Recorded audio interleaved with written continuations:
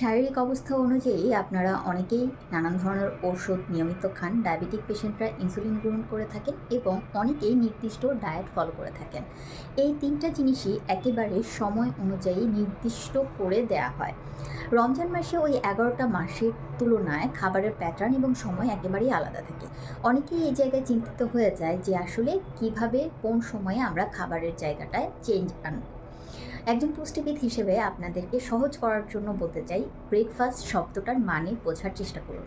Breakfast অর্থাৎ fasting break করা। Normal ১১ মাসে আমরা সারা রাত না খেয়ে ফাস্টিং করি এবং সকালবেলায় উঠে যখন আমরা খাবার খাই অর্থাৎ ফাস্টিংটাকে ব্রেক করি, সেটাই ব্রেকফাস্ট, সকালের নাস্তা। কিন্তু যখন রোজার মাস আসে তখন আমরা কি করি? আমরা সারাটা দিন না খেয়ে থাকি এবং ইফতারে গিয়ে আমরা এই ফাস্টিংটাকে ব্রেক করি। অর্থাৎ রমজান মাসের ইফতার হবে আমাদের ব্রেকফাস্টের মতো। এছাড়া আমাদের সেহরি এবং রাতের খাবার কেমন হবে সেটা জানাবো পরের ভিডিওতে।